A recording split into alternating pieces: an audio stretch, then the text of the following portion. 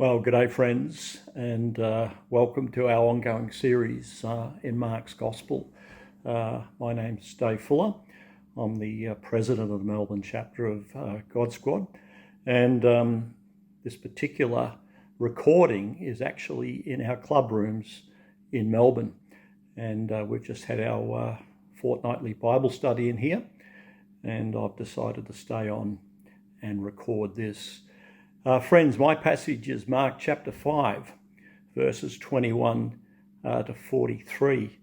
What's come before it's important. There's been two significant miraculous interventions by Jesus. One is the stilling of the storm on the Sea of Galilee, and then the passage before it is Jesus liberating a Gentile man who's totally possessed by demonic powers, to the extent where he is dangerous and violent, and we see him liberated. And in a sense, both stories talk about the authority of Jesus. Jesus' authority over the created order, stilling the waves. Jesus' authority over the demonic dark power order of this world, and again exercising his authority. Well, friends, we come to some more healing interventions today in this story. So let me read the passage to you in various sections, and then along the way I'll make some comments. When Jesus had again crossed over by the boat to the other side of the lake, a large crowd gathered around him while he was by the lake. Then one of the synagogue leaders named Jairus came, and when he saw Jesus, he fell at his feet. He pleaded earnestly with him, "My little daughter is dying. Please come and put your hands on her so that she might be healed and live."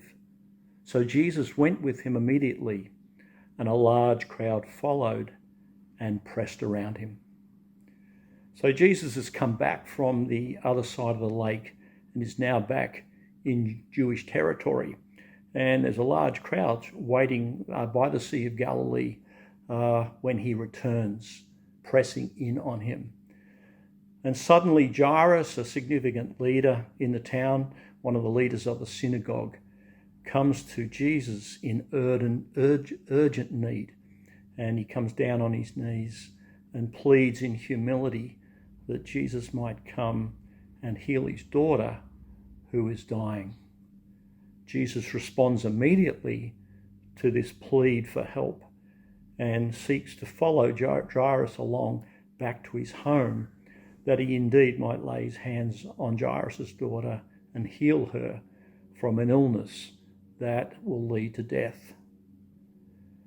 But on their way, Jesus is disrupted. Now, life's full of disruptions. We've all been disrupted at all sorts of levels at some time or place. Disrupted at home, disrupted at work, disrupted going about our various duties. And Jesus is disrupted in a very, very profound way. There's a woman who comes into the story. She's unnamed. She's got a significant menstrual disorder, which means that she bleeds continually. She has sought assistance from so many doctors, and all it's resulted in is her impoverishment financially, and she just seems to get worse. She knows that Jesus is coming along, and she is desperate. She believes that if she reaches out and even touches Jesus, that she will be healed. In a sense, these two stories are linked, because in the end, both people exercise faith. Jairus, the significant, well-known leader, exercises faith. He comes to Jesus, gets down on his knees, and begs Jesus to come along and heal his daughter, because he knows through what he's seen and heard that Jesus has the power to do that. This woman's also heard about Jesus. Jesus' reputation is going all around the area. And as I said some weeks ago, almost rock star status in terms of the crowds. Her illness has not only impoverished her financially, it's marginalised her and caused her to be exempt and rejected by her community. She's continually, according to Jewish law, ceremonially unclean and can't even enter into the religious life of her community. She's lonely, she's desperate, she's marginalised, and feels pretty poorly, I imagine, about herself. She slips in amongst the crowd and touches Jesus. And it goes on to say this: and a woman was there who'd been subject to bleeding for 12 years. She had suffered a great deal under the care of many doctors and had spent all she had. Yet instead of getting better, she grew worse. When she heard about Jesus, she came up behind him in the crowd and touched his cloak, because she thought, if I just touch his clothes, I will be healed. Immediately her bleeding stopped, and she felt in her body that she was freed from her suffering. The reaction that Jesus experiences is remarkable. And Mark goes on to write this: at once Jesus realized that power had gone out from him. He turned around in the crowd and asked, "Who touched my clothes?" "You see the people crowding against you," his disciples answered, "and yet you can ask, 'Who touched me?'" But Jesus kept looking around to see who had done it. Then the woman, knowing what had happened to her, came and fell at his feet, and trembling with fear, told him the whole truth. Jesus responds to her in the most beautiful way. He said to her, "Daughter, your faith has healed you. Go in peace and be freed from your suffering." Jesus is aware that power has gone out from him. He is aware that someone has reached out to him in faith, and it's impacted him physically. Of course, the disciples are incredulous. "Who touched you?" They're moving around with crowds and crowds of people swirling around. Jesus is being touched by all sorts of people.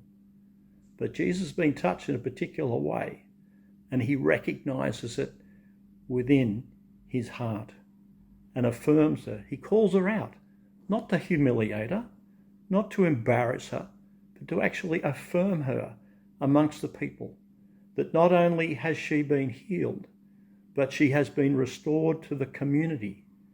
She can return to the worship, spiritual and community life of the place. Her marginalisation, her isolation has now ended. It's a beautiful encounter. But then the story continues. While Jesus was still speaking, some people came from the house of Jairus, the synagogue leader. "Your daughter is dead," they said.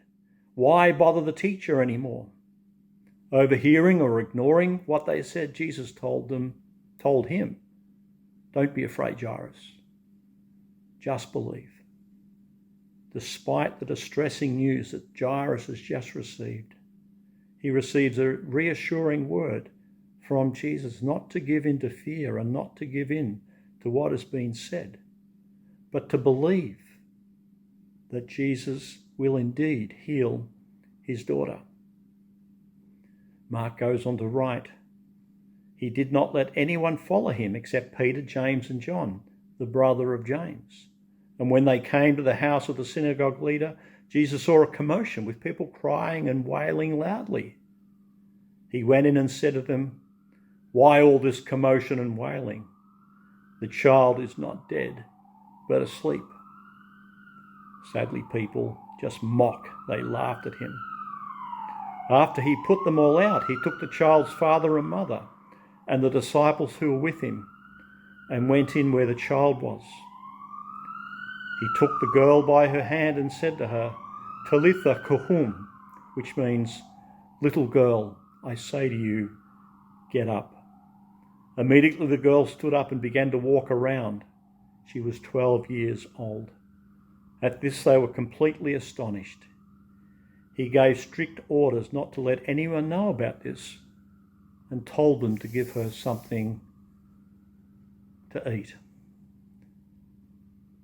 Jesus often took Peter, James and John into special experiences.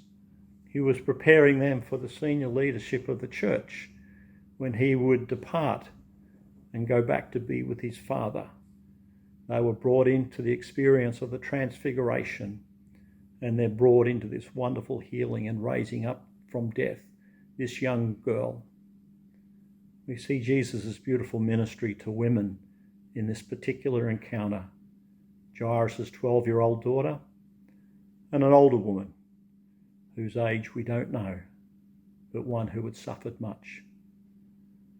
Well, friends, as I conclude, there's a lot in this account, but let me bring out 3 brief points.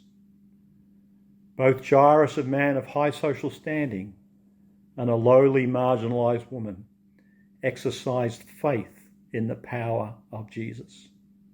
Faith and miracles are closely linked in Mark's Gospel, but Jesus responded to their faith. In God's eyes, Jairus and the woman were equal. Jesus' miracle showed that nothing about her, her social status, her poverty, her illness, her marginalisation, indeed the fact that she was a woman, could diminish her standing as someone who, like Jairus, was made in the image of God. Jesus loved and deeply respected and responded to them both. And finally, we see in both these encounters Jesus' wonderful compassion on full display as he responds to those in need. It's little wonder historically, over the last 2,000 years, that God's people have created and run hospitals and have devoted their time, their talent, and their energies to healing ministries such as medicine, such as nursing, physiotherapy, and the like. May God bless you as you reflect on these wonderful encounters. Amen.